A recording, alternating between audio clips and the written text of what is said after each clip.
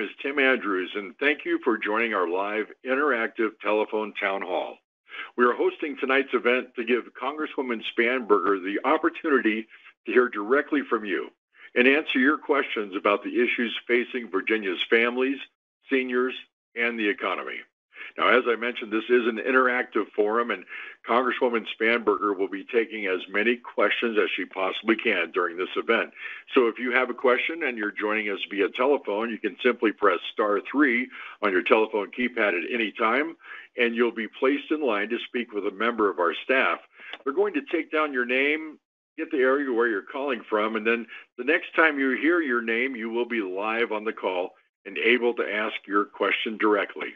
Now, if you're joining us online, you can simply type your name and question right below the streaming player. You can do that at spanberger.house.gov/live. Again, that's spanberger.house.gov/live.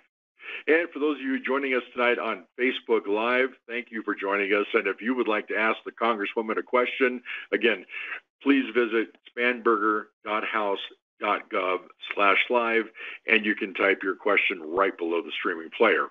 Additionally, if you would like to receive updates from our office via email, please press *6 at any time during this event. An operator will come on and collect your email address to make sure you get those updates.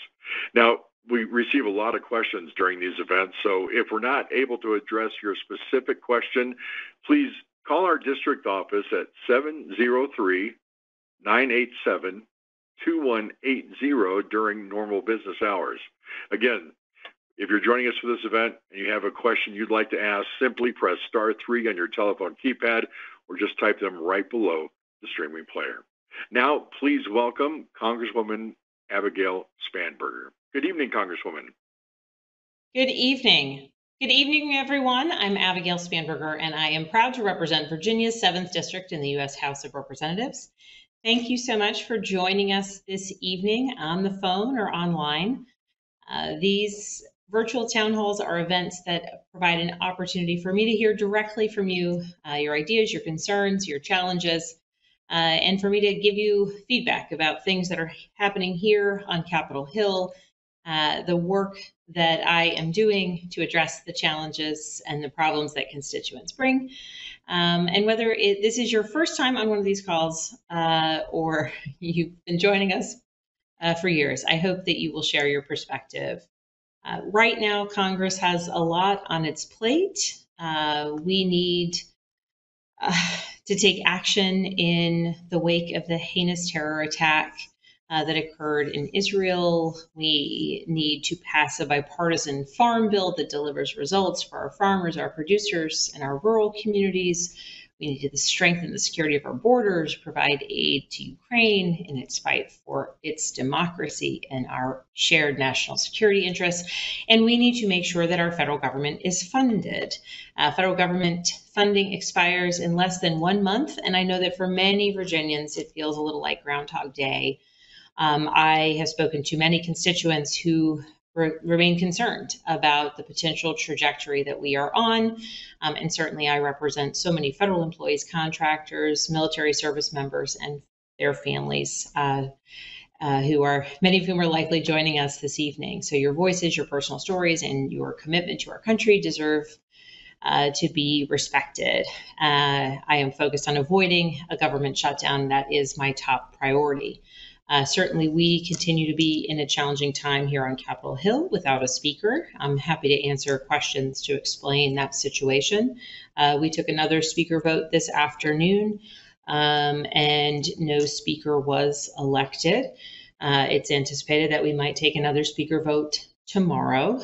But among the things that are possibilities, there is a possibility that we might vote, presumably in a bipartisan manner, to potentially expand the responsibilities of our temporary speaker, and in doing so, allow us to move appropriations bills, potentially, ideally, as well as aid bills to the floor, while the majority party continues to kind of work out its differences and potentially agree on a speaker to elect. Also, as a member of the minority party, I'm a Democrat. Republicans are in the majority. There continues to exist the opportunity for coming together, a potential bipartisan solution beyond just expanded authorities for a temporary speaker. Many folks from the Democratic side of the aisle have made significant overtures to our Republican counterparts about what that could look like or would like and look like in the future. Happy to answer follow-up questions, but please know, as your representative, I am focused on funding the government, ensuring we can provide aid to our partners, ensuring that we are keeping a constant and focused eye on returning American hostages home. And it is a time of great challenge for our country and for the world. So as your representative, I look forward to your questions. Thank you for joining with me this evening. And if you have any questions, I look forward to that. But as always, as if our office can be of assistance, please be in touch at 703-987-2180, or you could go to spanberger.house.gov. Thanks so much for joining us tonight. I look forward to your questions. Thank you, Congresswoman, and thank you to all of you, as usual, the thousands joining us for this interactive telephone town hall. And if you have a question, there's a lot going on in the world and in the country right now. All you have to do if you're joining us live on your telephone is press *3 if you'd like to ask a question live. If you're joining us online, you can simply type your name and your question right below the streaming player. And if you're joining us on Facebook Live, just go to our website so that you can enter your question if you would like to ask a question, and that's spanberger.house.gov/live. Congresswoman, our first question tonight comes from Richard Harvey. Hi, Richard. Thank you so much for joining us and for holding. You're live with the Congresswoman. Thank you. Yes, Congresswoman, I was wondering about the Major Richard Starr Act. I understand that it did not pass again this year. However, I thought some components of it was going to be in the National Defense Authorization Act, and I was wondering if that was the case. Thank you for this question. I am a co-sponsor of this legislation. It is an extraordinarily important piece of legislation that matters so much to veterans. And we are continuing to move this bill forward. It is bipartisan, it is bicameral, and the focus of this bill, for those that may not be familiar, is to make sure that those who were medically retired due to injuries that they received in combat are able to receive their full disability compensation and their retirement pay. We are working to move this bill forward. It hasn't failed or kind of not moved forward yet, but we are still working to move that bill forward. Again, it's bipartisan, bicameral, co-sponsors, Democrats, Republicans, House and Senate, and it is a common sense and important piece of legislation that matters to so many people that I represent. So we're happy to take your contact information, and I can provide additional information about how that bill might be moving forward. But I continue to support it, and we are continuing to push for its forward movement. Congresswoman, our next question comes from Stafford. Irwin is on the line. Hi, Irwin. Thank you for joining us. Thank you. Thank you. I'd like to thank you, Congresswoman, for all you do for your constituents. I think you're doing a great job. And I know we're looking for bipartisanship in Congress, but I've heard reasons as to why Jim Jordan should not be elected as Speaker. He is definitely against bipartisanship. And the thing that concerns me more than anything is that given President Biden's age, and heaven forbid anything would happen to Vice President Harris, he's third in line for the presidency should he be elected as the Speaker of the House. I just wish the Democratic messaging would focus on that as well, because you listen to his comment, he wants nothing to do with a bipartisan solution to anything. Your comments, please. So thank you for raising the topic of our situation with the Speaker. Congressman Jordan of Ohio has been nominated. There's been multiple nominees. First, Congressman Scalise. He acknowledged he didn't have the votes needed to pass on the floor. That totals 217 votes on the floor, provided there are not absences or there are not individuals who are voting present. And so we did not move forward with the floor vote. Congressman Jordan became the Republican conference nominee. And to your point, there were a substantial number of Republicans who agreed with you, sir, that he is not an appropriate choice for the Speaker of the House, which is why that vote failed yesterday and again today. In fact, more people have moved away from Congressman Jordan. Fewer voted for him today than voted for him yesterday. You are right. As someone who is proud of the fact that I am consistently ranked as a very bipartisan member of Congress, the most bipartisan member from Virginia, one of the most common ground seeking members of Congress in the country. Like, I am proud of that. But time and time again, Mr. Jordan has no interest in working across party lines. In fact, frequently has no interest in working with other members of his own party. Former Speaker Boehner famously called him a legislative terrorist. He notably has never passed a piece of legislation. And certainly, given the challenges we are facing on Capitol Hill and the way that this legislative body is in dire need of improvements, his potential rise to Speaker of the House would be unbelievably detrimental to the cause of a functioning government, in addition to, and not to mention, the fact that he would be in line for the presidency. So there may be another vote tomorrow. It's expected that vote will again fail, as there are quite a few members of the Republican conference who are clear in their opposition to him becoming Speaker. So now the obvious question, and sir, you didn't specifically ask it, but I'll touch on this, is so what happens next? And I will go back in time a bit in advance of the vote to vacate the chair. Broadly speaking, many Democrats, myself included, Democratic leadership, Democratic members, person to person, group to group, across the board, we made it clear in public and in private that we were seeking potential rules changes or adjustments to the function of Congress that would allow for more bipartisan bills to come to the floor. Many of my colleagues have said, well, Hakeem Jeffries, who's a Democratic leader, he has 212, only needs 5 more. The easiest way to solve this is to have Republicans vote with us. That is, of course, a possibility. But recognizing the reality that the Republican conference is currently in the majority, I think it is reasonable and the expectation that there would be a Republican speaker. And so many Democrats, myself included, were looking for a way to bring greater function and less volatility to Congress in advance of that motion to vacate vote. The former speaker made it very clear that he didn't want to work with Democrats. He said that very plainly many times on television, in public and private. And so now the kind of outreach continues. There have been the Democratic leader put an op-ed in the Washington Post explaining sort of what would be a bipartisan coalition we could build.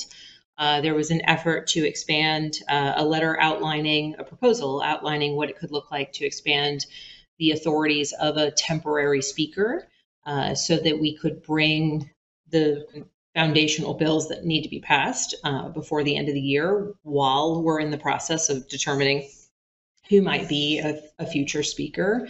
I've been involved in many conversations with my Democratic colleagues, my Republican colleagues, in search of a path forward. We will find one sooner than later. We have to, because there is much work that needs to be done. But to your original point, sir, part of that is recognizing, which we did in a bipartisan fashion, that someone like Congressman Jordan is not a suitable choice to lead the House of Representatives if our goal is to continue the basic function of our government and work on legislation and policy that matters to the American people. Thank you, Congresswoman, and thank you for the question. And if you have a question you'd like to ask directly this evening to the Congresswoman, please press star 3 on your telephone keypad right now. If you're joining us online, you can simply type your name and question right below the streaming player, and we'll get to as many questions as we possibly can through this event. Also, if you'd like to stay up to date with this office and what is happening, sign up for our email newsletter, and you can do that simply by pressing star 6 right now. Just press star 6, and we'll collect your email address and make sure you get on that list. Our next question, Congresswoman, does come from one of our online participants. Dr. Deidre Harrelson joins us. Her question: what are the plans to partner with the VA and the veterans on resolving the ongoing issues with the claims process? Thank you for this question. A little bit of background for those that may not be familiar. The VA is continuing to face tremendous backlogs. There are tremendous delays, and I'm hearing about it from constituents. Notably with the passage of the Honoring Our Pact Act, which is an important piece of legislation that ensures that veterans who may develop certain types of illnesses or cancers have the recognition that those are service-connected disabilities. That's extraordinarily important. This means that many, many people recently, since the passage of that legislation, have begun making claims, which is important. And that might be a reason, but it's not an excuse. And for the veterans I represent, whether it's a PACT Act related inquiry or claim or anything else, the VA has to be more efficient and effective. So last week I sent a formal inquiry to Secretary McDonough with specific questions that I want specific answers to related to how they intend to cut back on their backlog and address the challenges of these delays. So I will keep you all posted on that, and certainly I am more than happy to share with them very specific concerns of the constituents I represent and their experiences. That said, as we're trying to work out the issues related to delays, for anyone on the line who might have an issue or a challenge with a federal agency, including the VA or others, I always welcome you to be in touch with our office. You can go to our website, spanberger.house.gov. You can call our office, and we are happy to assist you with any questions that you might have related to a claim or an issue that you might have with a federal agency. Our next question comes from Brenda, and I'm sorry, Brenda, is it Ogle or Ogley? Ogle. Okay, O-G-L-E, hi, Brenda. Ogle, yes. Thank you for joining us. You're live with the Congresswoman. Hello, Congresswoman Spanberger. I appreciate your service, and I think you've been a fine representative. Thank you. My question is one that I've asked before concerning the lack of reliable net service in our area. My only option, living 40 miles from D.C. and 40 miles from Richmond, surprisingly, is satellite. And it's unreliable and has no even promise of better service anytime in the future. Has there been any progress in getting internet for everybody? Is there any possibility that legislation could be offered by you or other Democrats to force access to the availability of modern internet? I feel like I'm on an island, and I'm really not. You are not. You are in the 7th District of Virginia. And Brenda, let me talk a little bit about this. Thank you for continuing to raise an issue. that continues to matter to Virginians. Thankfully, we're making progress, which I'll talk about in a minute. But you highlight the very vital point, which is until there are no more Brendas who do not have internet access, or their only option is to utilize expensive and unreliable satellite, the problem exists, and I will continue to work on it. So let me give you a couple updates of things that are valuable, or work that we have done, that I have done, pushing us in the right direction. Importantly, I've worked on broadband connectivity since I was first elected in 2018. Everything from additional funding to USDA programs, additional funding for grants that are vital to efforts on the ground. I have brought folks from the federal government, from USDA, from rural development, from the FCC to our district so that they can understand how incredibly important and negatively impactful the lack of broadband internet is. For better or for worse, the fact that I can bring someone a mere 40 miles, 60 miles from Washington, D.C., and there's no broadband internet is thankfully a strong kind of snap to reality. So just to assert that I understand how vitally important this issue is, we have made kind of baby steps along the way, which that's initial steps, that's important. With the American Rescue Plan, additional movement in the right direction, because the state of Virginia under the former administration put a lot of the American Rescue Plan dollars into the VADI program, which is a state program for broadband expansion. I've been proud to be across different portions of the former lines of the 7th District and current lines of the 7th District, celebrating major investments in broadband. And now for our most recent success, because I've been such a squeaky wheel on this issue, Brenda, one of our 7th District constituents was actually invited to the White House when the White House was announcing a major investment in funding for what's called the BEAD program, that's Broadband Equality, Access, and Deployment. And the announcement for Virginia is $1.4 billion, almost $1.5 billion actually, for funding through the bipartisan infrastructure law, dollars coming to Virginia that will be deployed over time. That's a 5-year trajectory for that nearly $1.5 billion coming to Virginia. So Brenda, change is coming. Investments are coming. I have been working on this.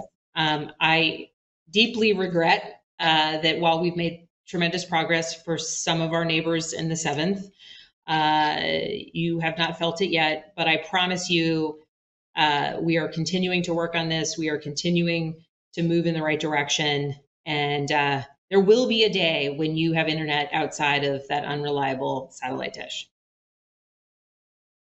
If you have a question this evening, I'm sorry. One more thing, Brenda. And we've been talking with a variety, we know of some of the plans on the ground. So if we have your contact information, which I'm pretty sure we do, we can touch base with you about the specifics of where you live and what might be in the works in your area, if we're aware of that. Thank you, Congresswoman. Sorry to cut you off there. If you have a question this evening, though, simply press *3 on your telephone keypad if you're joining us via telephone. And if you're joining us online, you can type your name and question right below the streaming player. And if you'd like to stay up to date with the office and receive email updates of what's happening, simply press *6, and we'll collect your email address and make sure that we get you on that email list. Sharon's on the line right now. Hi, Sharon. Thank you for holding. You're live with the Congresswoman. Hi, Abigail. Hello. How are you? I'm doing fine. Thanks for joining.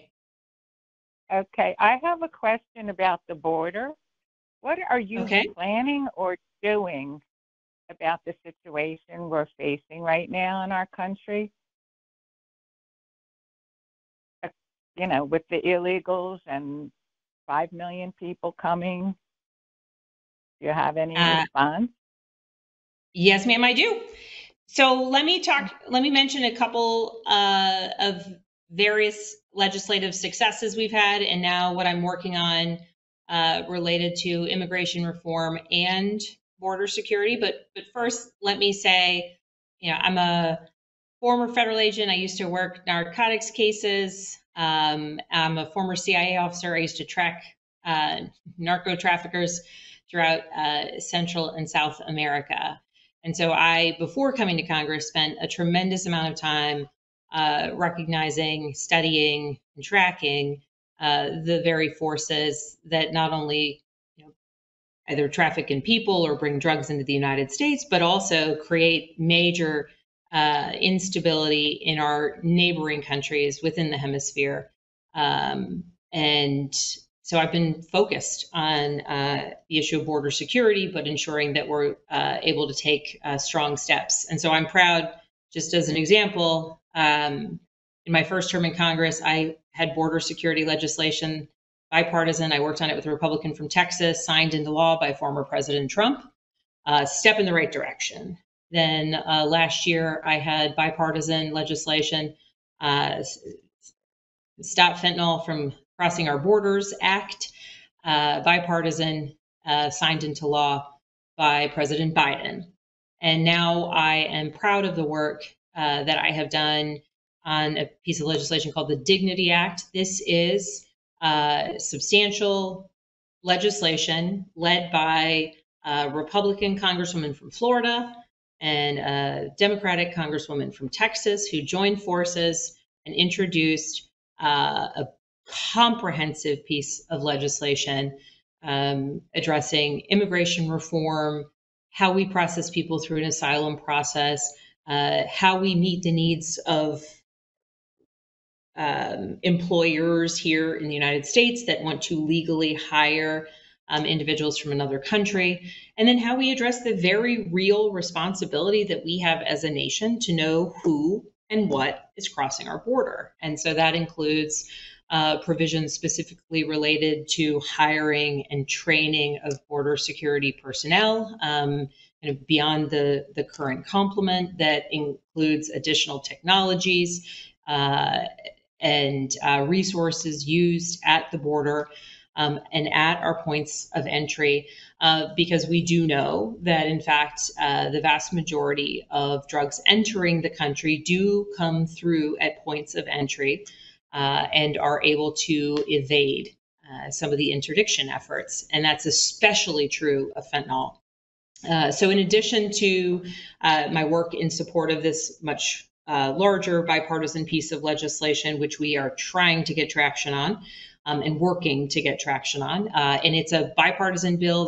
We're only adding Democrats and Republicans at the same time to make sure that we can continue to demonstrate that it's a good bill. Nobody loves every aspect of it, but that's because it is a bill that addresses a very real challenge, a very real problem, and it is an important piece of legislation.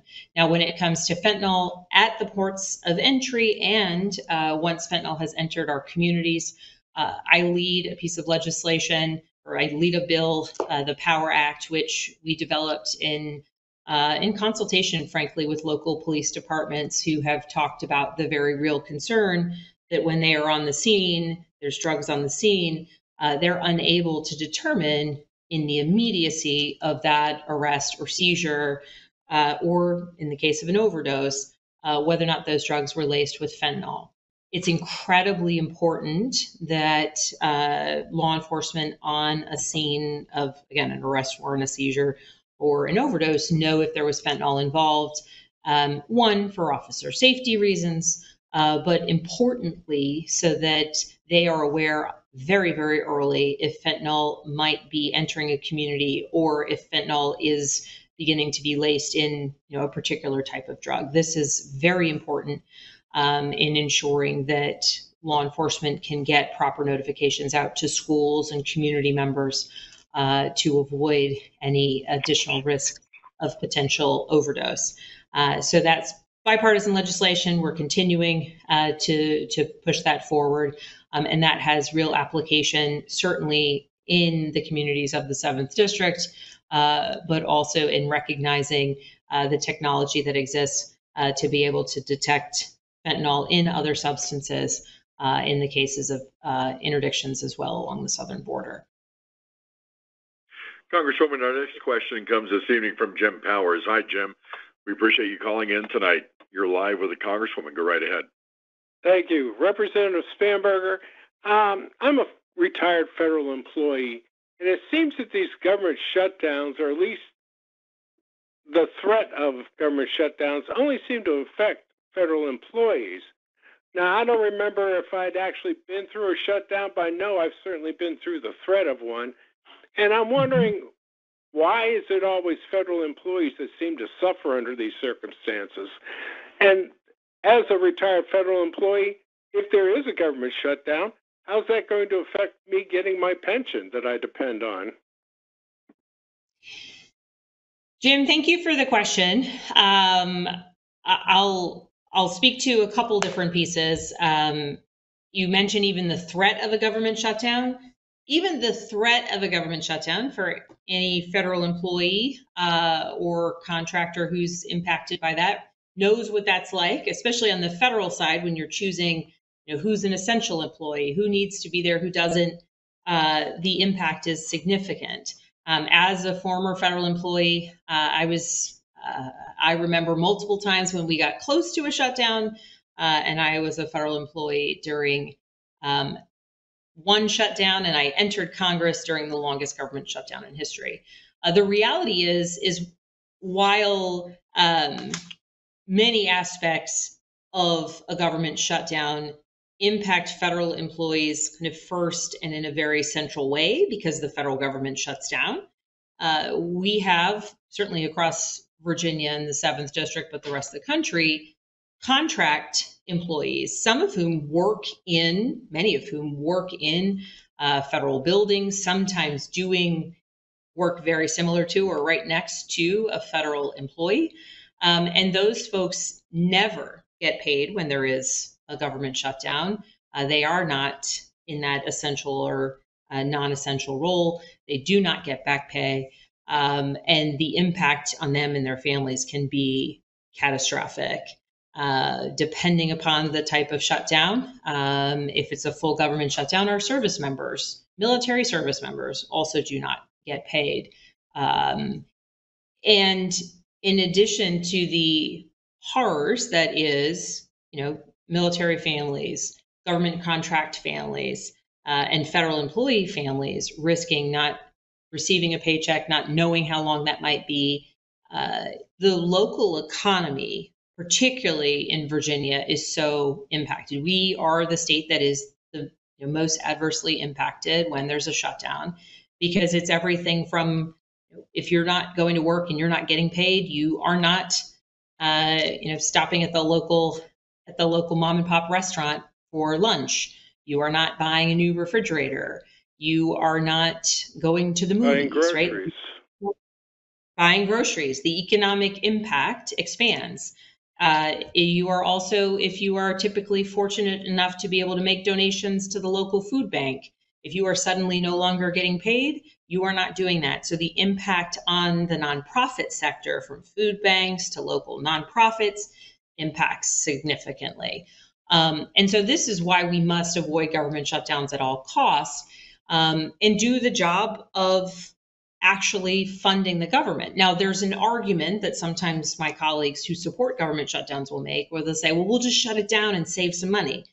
That is an absolute ridiculous, total misunderstanding of how things function, because by the data, government shutdowns cost billions of dollars, because it isn't as though the things that didn't occur during a government shutdown don't ever need to get done. It just creates backlogs. It creates inefficiencies. The problems snowball. In some cases, during the last government shutdown, 2018 to 2019, if you are in a training facility like for air traffic controllers, they shut down. So there was a group of students that were supposed to go out so they could, train to become air traffic controllers. The school got shut down for a time period, kind of creating a ripple effect that is not not a good one. And so these are the reasons why I am so bullish on always avoiding government shutdowns and have taken every action possible to avoid them, from continuing to hammer the point that we need to do appropriations bills on time. And if that's not going to be the case, then we need to do continuing resolution bills without question. It's also why I lead legislation that would make it that in the case of a government shutdown, members of Congress wouldn't get paid, because that's a ridiculous reality that at the time when federal employees or contractors or service members might not be getting paid, members of Congress do, which is outrageous and shameful and embarrassing. And certainly, perhaps if members of Congress were as impacted as the people I represent, there would be less of an inclination to kind of play around with the idea of a government shutdown. But Jim, yes, the impact is great and significant in our region. The impact goes so far beyond federal employees. But notably, Social Security continues to get paid, and kind of the basic function of government continues. If you have a question this evening, we still have time to take your questions and get those answers you're looking for. So if you're joining us via telephone, simply press *3 on your telephone keypad. And if you're joining us online, you can simply type your name and question right below the streaming player. Also, want to remind you again, if you'd like to stay up to date with what is going on with this office and all the issues that surround this office, simply press *6. And we'll collect your email address and make sure that you get those important updates. Congresswoman, we have Nazish Riaz on the line next, and Nazish has a topic that's on the minds of so many this evening. Hi, Nazish. Thank you for calling. Thank you very much, sir. And thank you very much, Congressman, woman. I think I've met you before in the office, and it was a fundraising event. Congresswoman, I have serious concern of the recent developing situation in Palestine and Israel conflict, where innocent lives are being lost on both sides. And so my question is, if neutrality can be maintained and the United States can play a role in bringing peace in that, in that conflict. But having said that, until when we will continue to fight other countries' war at the cost of our taxpayers' money, while we struggle to keep our capital open, we throw billions in Ukraine war first, and now it seems that we are on the verge of another big war that USA will have to fund. Thank you very much. Thank you for this question. I'll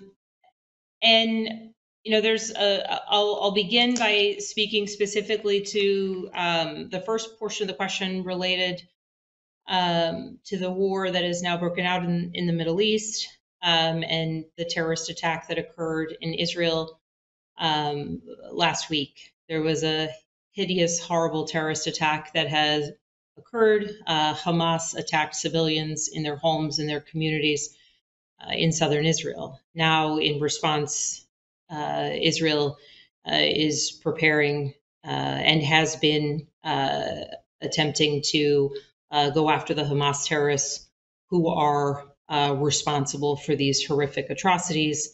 And as is so tragically always the case, there are civilians in the middle of the circumstance.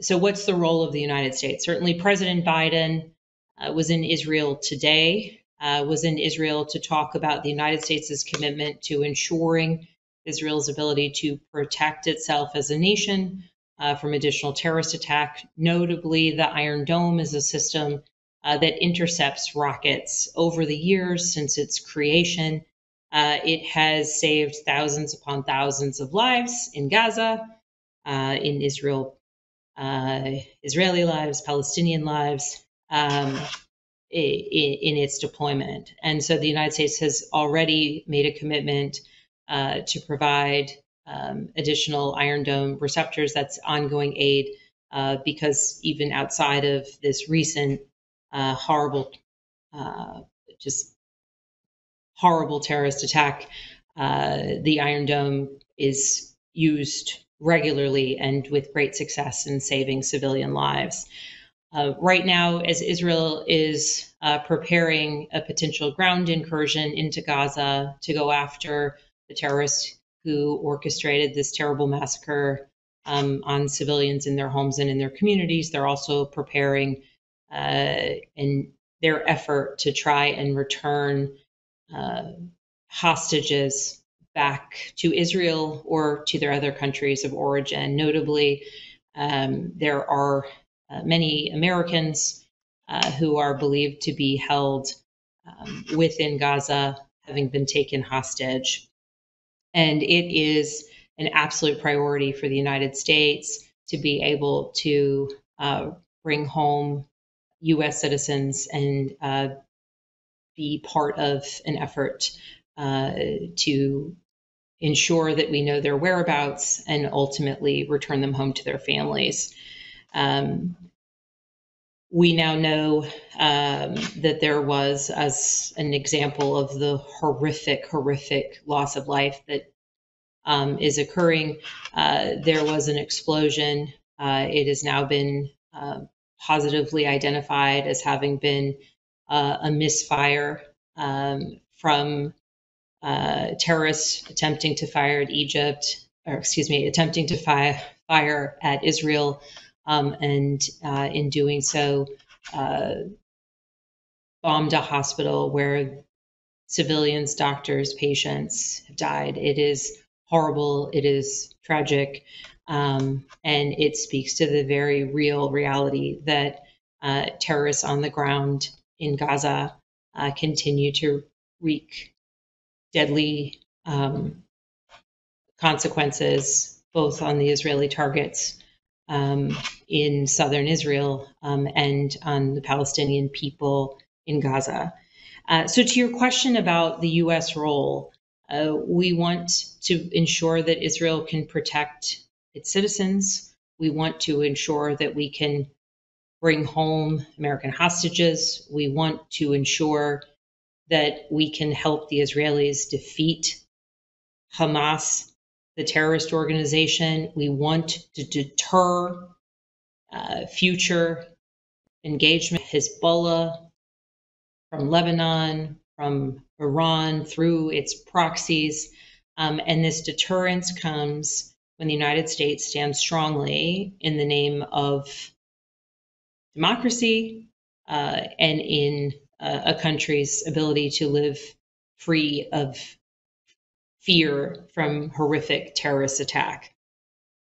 And you asked about Ukraine and the investments that the United States has made and will continue to make it in Ukraine. And the reality is that Vladimir Putin and his authoritarian regime are adversaries to the United States, to the very values of our country, to democracy overall. And indeed, their invasion, brutal invasion into Ukraine, is a first step in a Putin plan to disrupt the very stability within Europe. And so our U.S. ability and decision to provide aid to the Ukrainians, lethal aid, information, humanitarian aid, as they wage their own war for their democracy, for their freedom, is also an investment in our own national security. If Russia continues through Ukraine and crosses a border into a NATO country, that is now and triggers Article 5, that now means American boots on the ground. We, the United States of America, have worked in concert and, in fact, have led a coalition of nations the world over in supporting Ukraine's fight for their own democracy. And yes, this is an investment of taxpayer dollars, but it's an investment in taxpayer dollars that benefits our own national security. And the same is said for our support to Israel, our support of Israel's ability to defeat the threat of Hamas terrorists. And we also have an important role to play as it pertains to engaging with our Arab partners in the region, the Egyptians, the Jordanians, countries where we do have, at times challenged, but strong relationships. And we need, which is why we saw Secretary of State Antony Blinken visiting many countries in the region, we need to ensure that those partner countries are also part of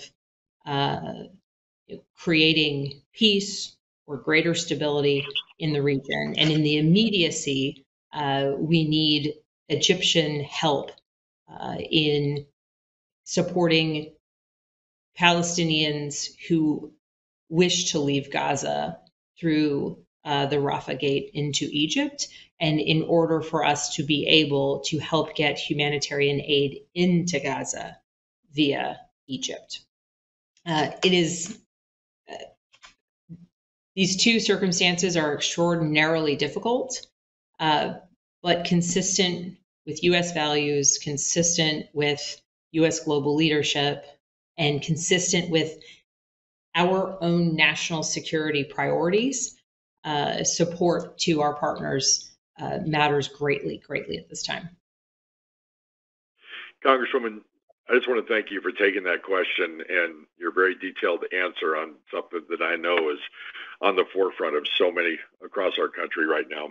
If you have a question this evening that you would like to ask the Congresswoman, all you need to do is press *3 on your telephone keypad. And if you're joining us online, you can simply type your name and question right below the streaming player. We're going to try to get to as many as we can this evening. From Caroline County, we have Tyler Hill on the line. Hi, Tyler. Thank you for joining us tonight. You're live with the Congresswoman. Hi, Tyler. Yes, ma'am. Yeah, I just have one question, and I was just wondering, a real simple question, what you could do about climate control, and that's all. Tyler, did you say climate? Yes, ma'am, climate control. Okay. So Tyler, thanks for the question. When we're talking about issues related to how we can address the impacts of climate change, how we can bring more people into the conversation, addressing, controlling the or mitigating for the impact related to climate change, there's a lot that we can do. And certainly one of the places where I have been most active relates to jobs and agriculture. So certainly a movement towards and a recognition of the value of renewable energy, that might be solar or wind or anaerobic digesters, right? Being able to harness the natural resources around us to create energy, that is a place where there's tremendous possibility for advancements in technology. It's a place that the United States can really lead on the global stage, which impacts us potentially quite economically, as well as in our efforts to combat climate change. So that's one bucket. The other bucket that I would highlight relates to the work that I've done in the agriculture space in support of farmers and producers who I represent. The reality is there's amazing work happening in agricultural communities across the country, including in Caroline County. And I've visited a number of farms where the producers are using rotational grazing practices or cover crops, or recognizing that as we are sequestering carbon from the atmosphere, we are also strengthening the health of the soil where we're growing food.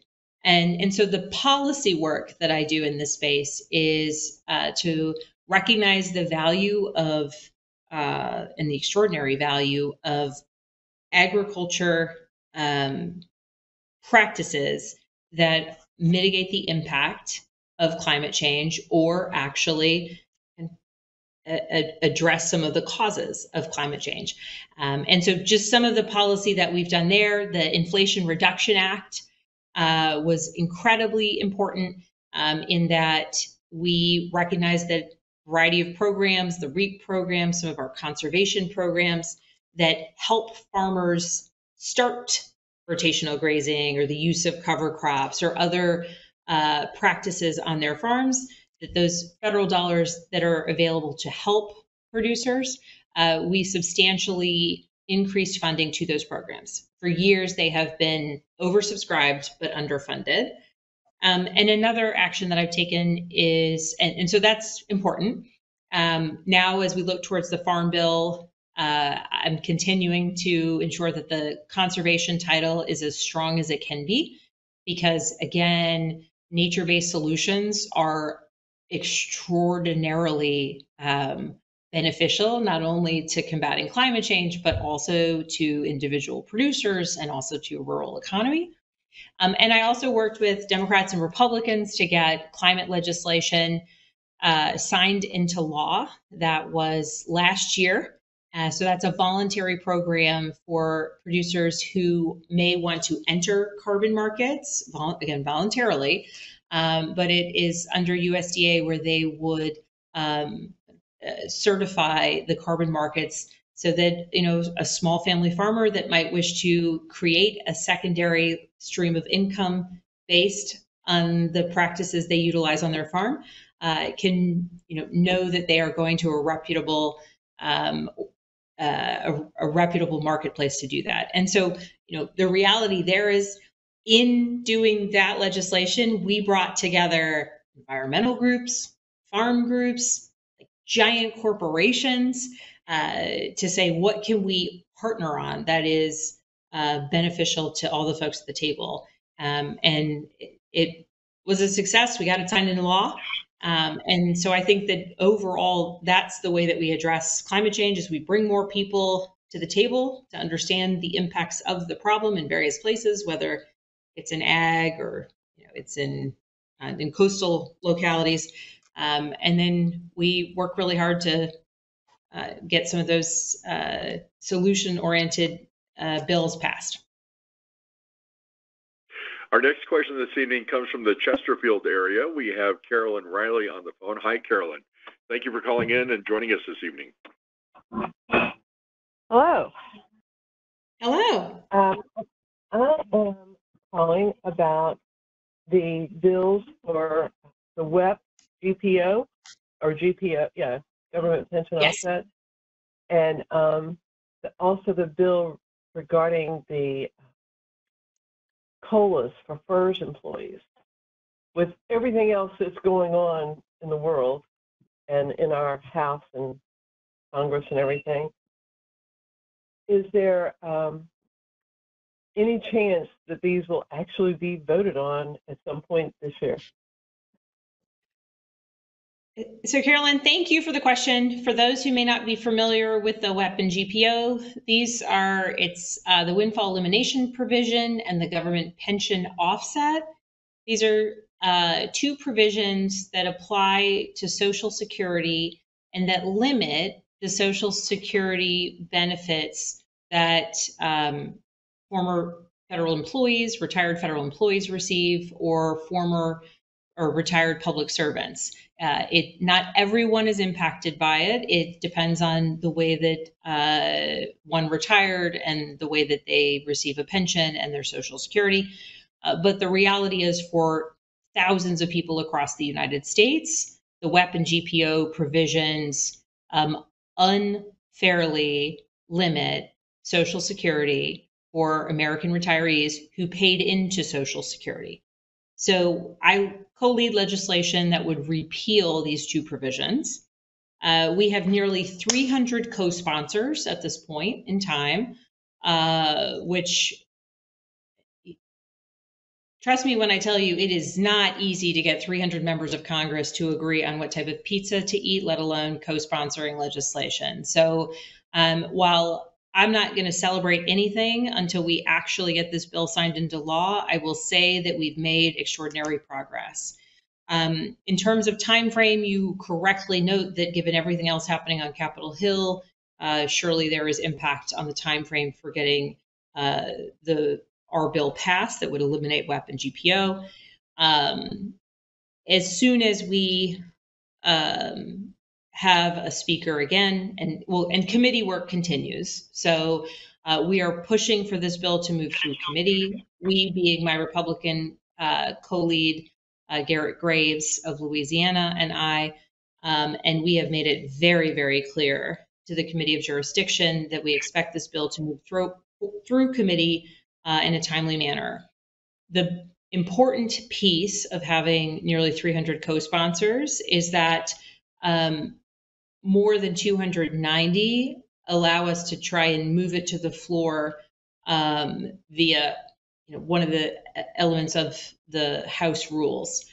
So right now we are working to move it through kind of traditional procedures through committee, but Garrett and I have made it very clear to committee leadership that in the event that they do not take that action, we can move forward with efforts to force a vote. So in terms of the trajectory, my goal is for us to see movement on this bill by the end of the year, and then ideally a vote on the full House floor within the very, very beginning of 2024, so that there's time for it to move in the Senate and ultimately get to the president's desk. But I will say that we've made far more progress this year than we have in the past, and we've built and built and built. But this is the Congress that we're ready and able to get it across the finish line, and that's what we intend to do. Congresswoman, we have many questions still. Only time, unfortunately, for one more.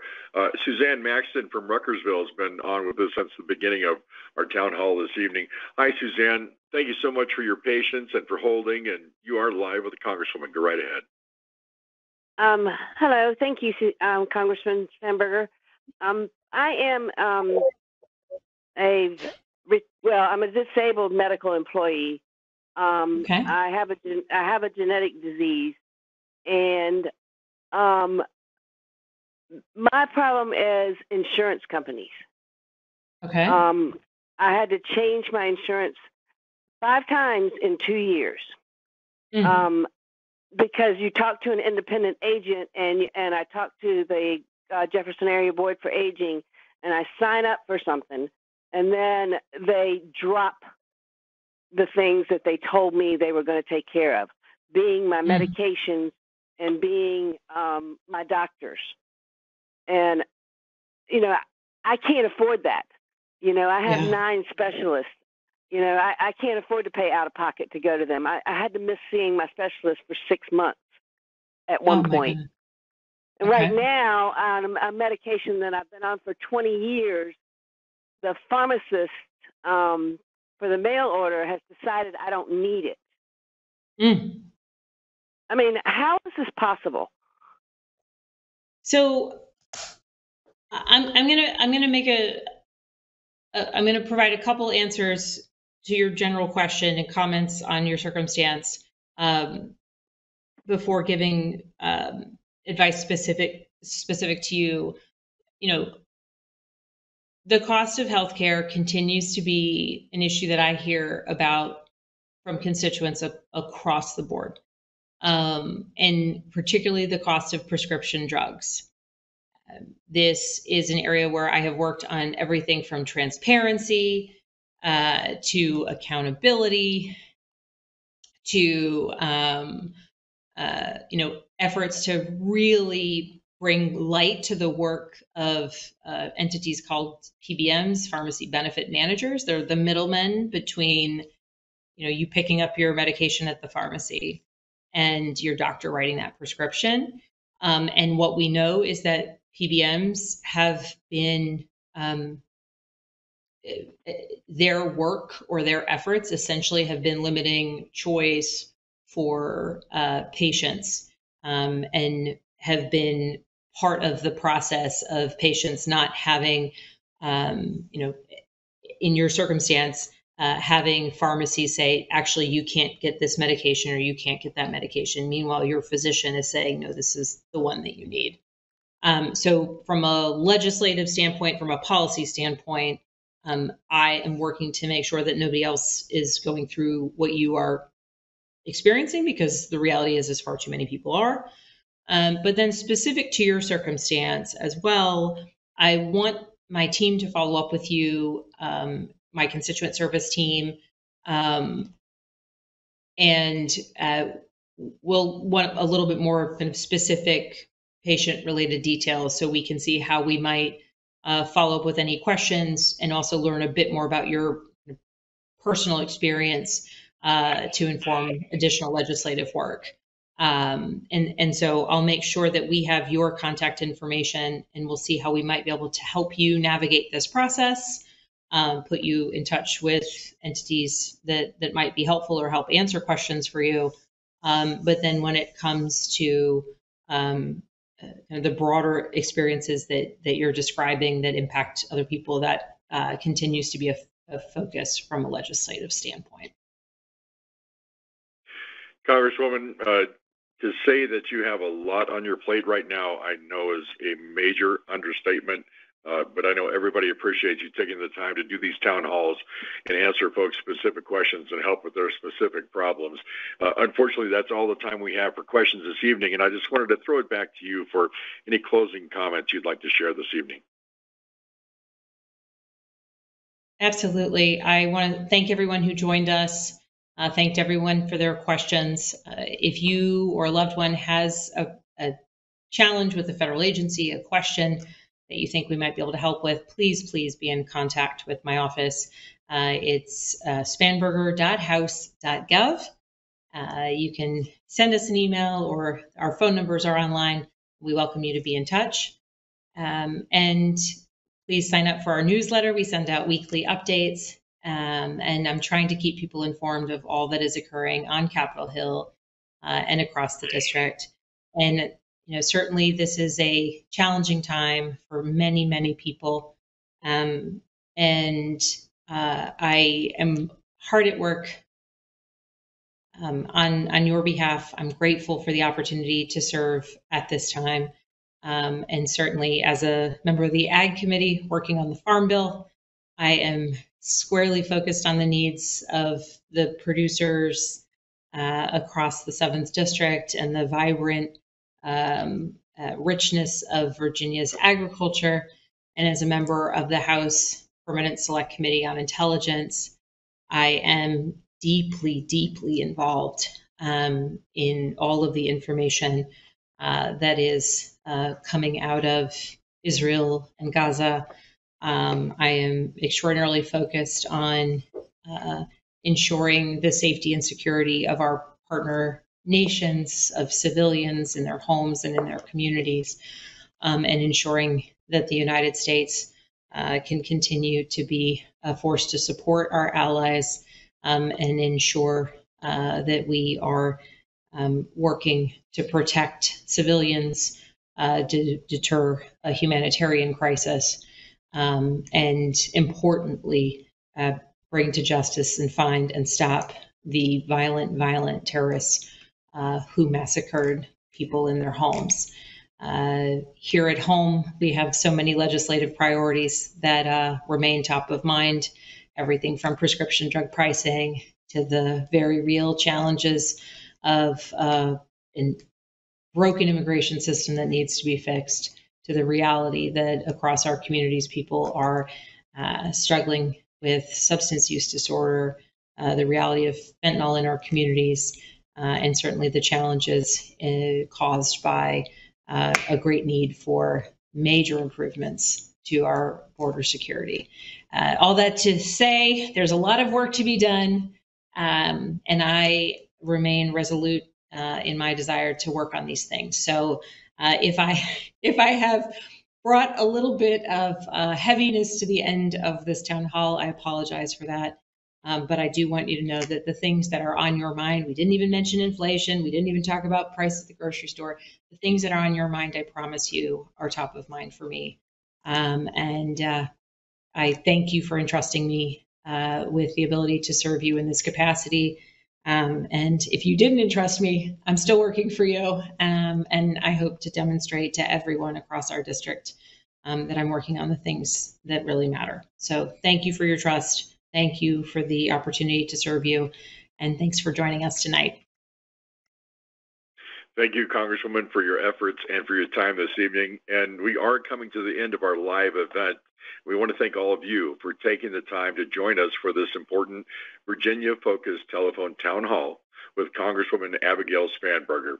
We appreciate the opportunity to answer your questions, and if we were not able to get to your specific question this evening, you can call our district office at 703-987-2180 during normal business hours, or please visit our website at spanberger.house.gov. Thank you again. Stay safe and have a wonderful rest of your week.